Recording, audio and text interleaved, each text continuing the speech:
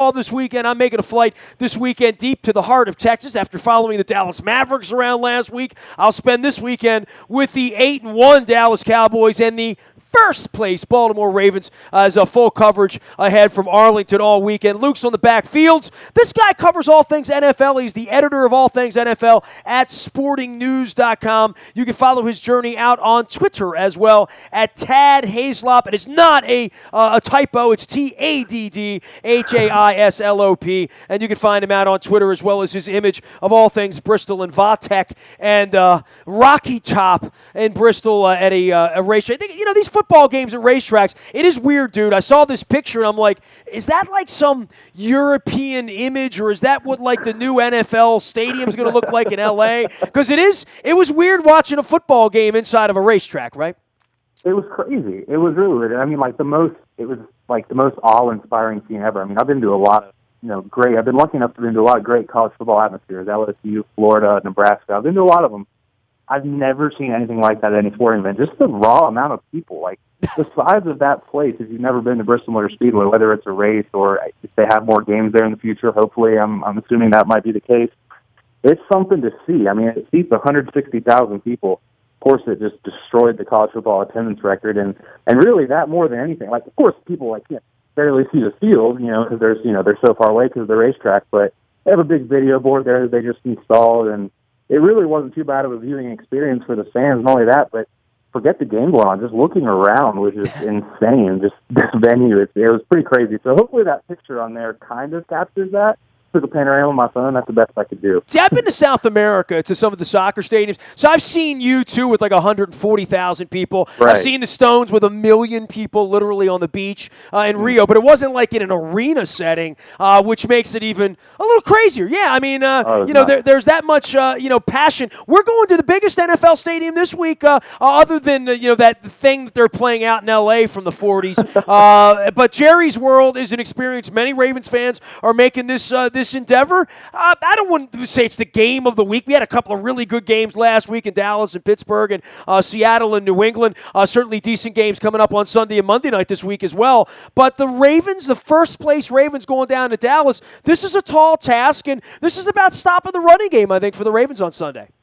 Oh, there's no doubt about it whatsoever. And I mean, there's a defense in this league that can do it. It might be Baltimore's defense. Even though this team has kind of been up and down this season, the one constant has been a pretty tough defense, and that's kind of been the constant with the Ravens for the last decade and a half. Nothing really has changed here. So, yeah, like you said, it's going to be a challenge. You're going up against arguably the league's best rushing attack we've seen in years. Regardless of the use they have there, it's an amazing line, it's an amazing offense, it's a very efficient offense. It's tough. I mean, it's basically a locomotive you're trying to stop down there in Dallas, and like I said, I mean, I don't hate Baltimore's chances to get it done, and that obviously would be a gigantic win, especially a week after Pittsburgh falls to Dallas. It would be a huge win for the division, and probably a huge win for the Ravens mentally. If you beat a team that's sitting at 8-1, Cowboys are at the top of everybody's power rankings.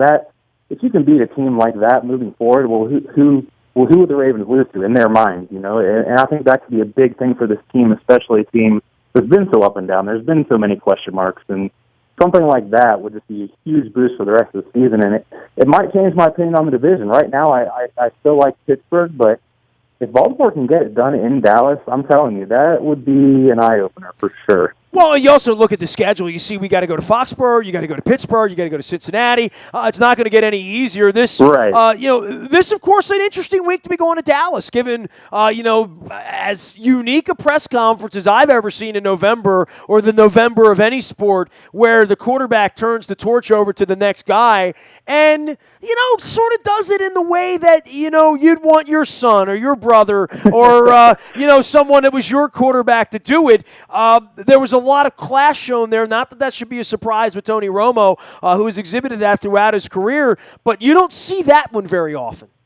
No, you don't. And if you know anything about Tony Romo, none of that was a surprise. I mean, the guy is genuinely one of the good guys of the NFL. You can get online and just Google stories about Tony Romo and the things he's done in the Dallas community. He's just one of those guys that gives back. He's a friendly dude. It's why all of his teammates like him.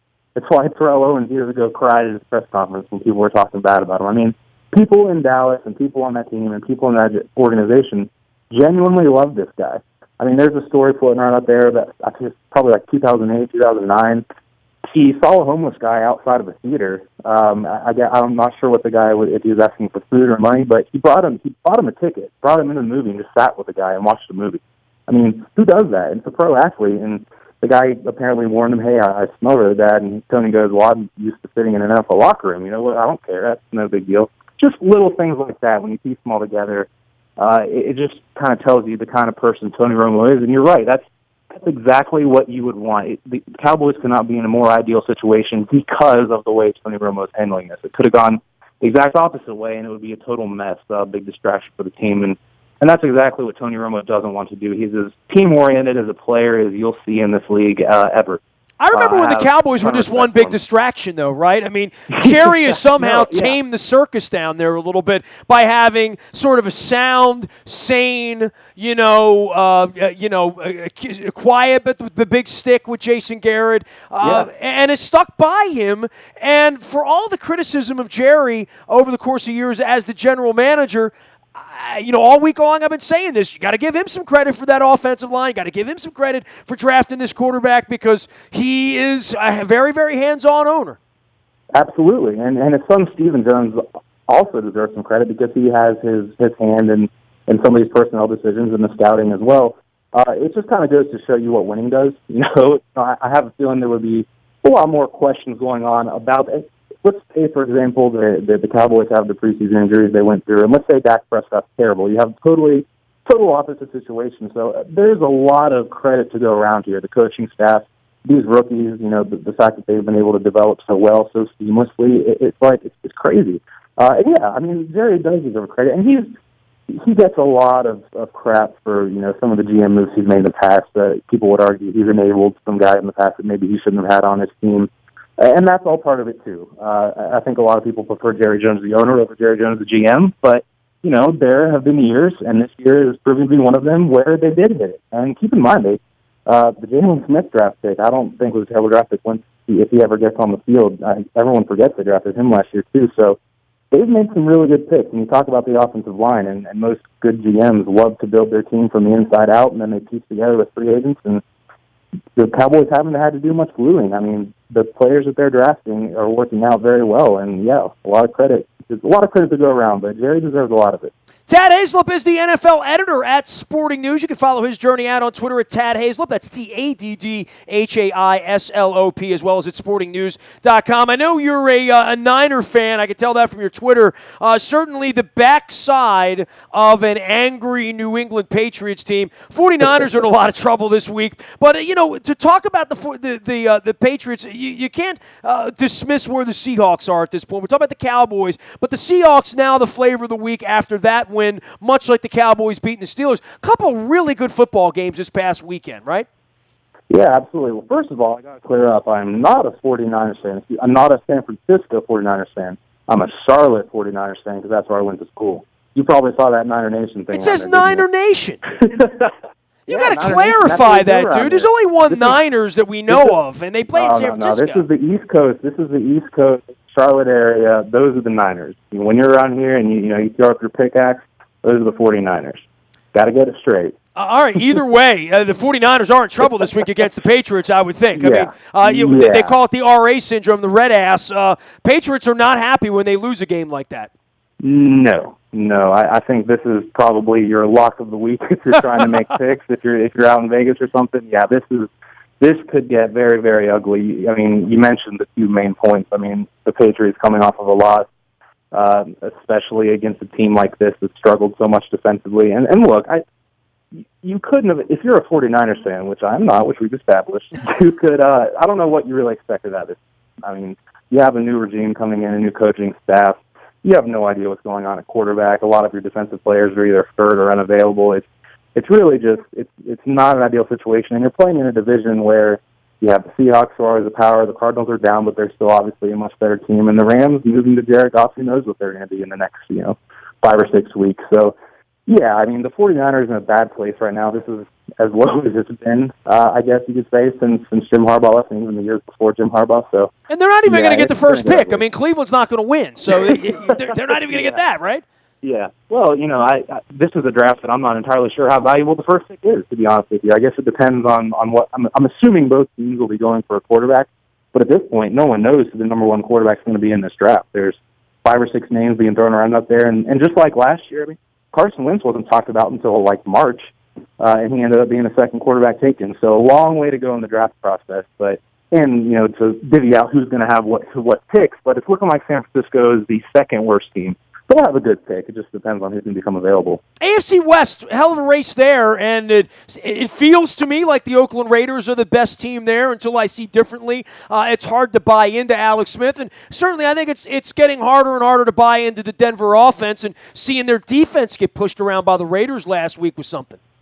Yeah, I think I agree with you. I think I have to go with Oakland. The way they're playing right now, at least. I mean, they have total control on offense. This offensive line, some people think it's better than Dallas's offensive line, and there's a case to be made there. As a whole, I think Dallas's is better, but the way it's playing, the running game's going. Obviously, Derek Carr he has the it factor, if you will. Great weapons on the outside, and the defense is improving too. So it's probably the most complete team in the division. You mentioned the Chiefs, also very intriguing team. The Chiefs are the same team they've been for the last 5 or 6 years. They're going to squeak out wins. They're not the sexiest team in the world, but they're really tough. They'll get after the quarterback, and that's their identity, and they've stuck with it. So you have to give them credit for that. And they've been close. I mean, keep in mind last year, Kansas City really gave New England a fight in the divisional playoffs. I mean, they made it really uncomfortable for the Patriots, who of course squeaked out the win in the fourth quarter. But that was a really impressive win, a playoff game on the road in Foxborough, and the Chiefs gave them trouble. Keep that in mind whenever we get down the stretch. The Chiefs are not a team that teams will want to see in the playoffs. And you mentioned Denver. Denver just isn't. First of all, they've been hurt, so that's not helping. But it's just not the same team it was last year. They don't play with that fire. And on offense, I know Peyton Manning was old, and I know that he couldn't complete passes more than 20, 30 yards down the field, but he's still Peyton Manning. There's still elements of leadership and expertise that he brings to a roster, brings to his teammates. You don't get that with Trevor Siemian, obviously. So there's that missing element. They can't run the ball very well. And in that division, it's going to be tough. You kind of have to wonder, well, who's going to be the odd team out here? Are both teams are they going to get 3 teams in the playoffs? What's going to happen? So Denver has to be careful here because I think they're pretty clearly the third best team in this division, so they can't really afford to slide too much if they're trying to fight for a wild card. It's been interesting this time of year. We talk about quarterbacks, and the Ravens playing Dak Prescott this week. You got Phillip Rivers, you got Andy Dalton, you've got Andrew Luck. Certainly at this point, you got to put Aaron Rodgers in there as well as Cam Newton, even Drew Brees. All look to be like they're going to be watching the playoffs on television. These are all the elite quarterbacks, so at least we think of them as such.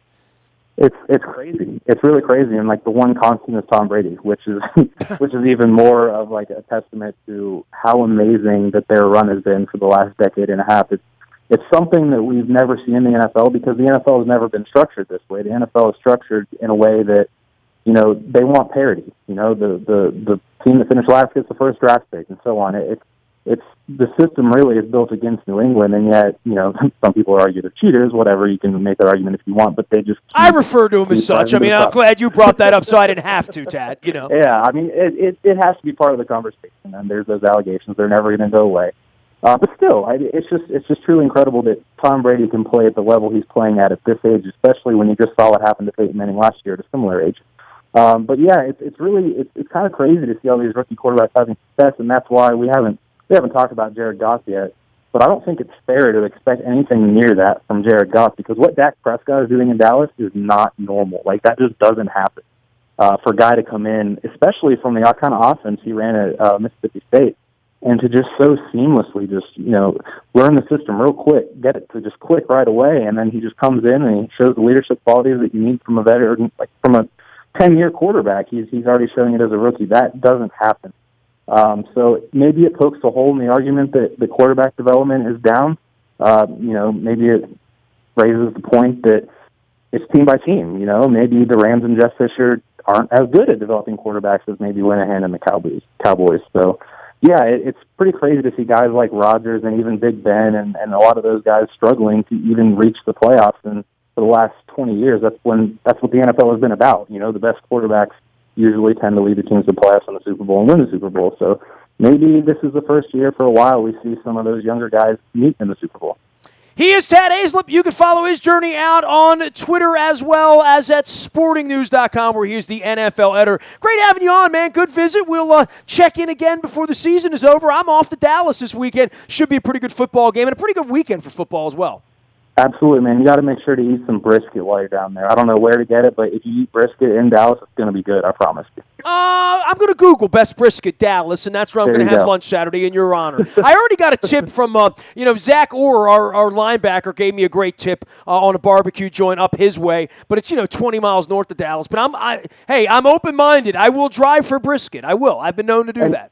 Well, even if you don't, I don't know if you've ever been to that stadium before, but they usually serve food for the media or whatever.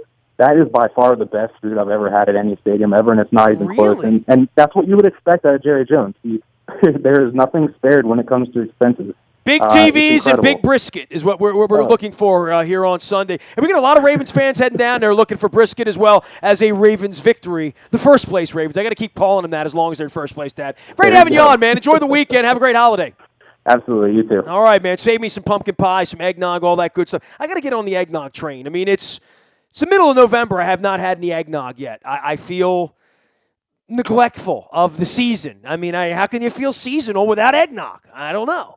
You can find me on the Buy a Toyota Audio Vault 24 hours a day from anywhere in the world. You can listen by downloading the TuneIn Radio app. We come in crystal clear in Dallas, Fort Worth, Austin, Waco, El Paso, and even here in Baltimore. The morning newspaper ships to your email inbox at 7 a.m. each and every morning. That's powered up by Planet Fitness and PlanetFitness.com. Still $10 a month to get in the best shape of your life there. Breaking news. We've had a little Orioles news with the developments in the offseason. We'll have some more Ravens roster moves before the week's over. It all comes to you first on the WNST text service. That's brought to you by Coons Ford of Security Boulevard. Dennis Colatzos is here on Thursday, driving you home from 3 until 5, getting you ready for Thursday Night Football as well as the weekend in Dallas. And, of course, Luke's on the backfields, getting you all of that first on our social media. Nasty at WNST.net is the hotline to me. Twitter, Facebook, LinkedIn, Snapchat, Instagram, streaming live on Facebook Live, as well as our YouTube WNSTV channel. And we'll be out at Buffalo Wild Wings in Owings Mills on Monday night, as well as Tuesday night at Buffalo Wild Wings in Bel Air with Zach Orr. We're going to have some fun around here this month while the Ravens are in first place, so hang with us. We are WNST.net, AM 1570 and WNST Towson, Baltimore. And we never stop talking Baltimore sports.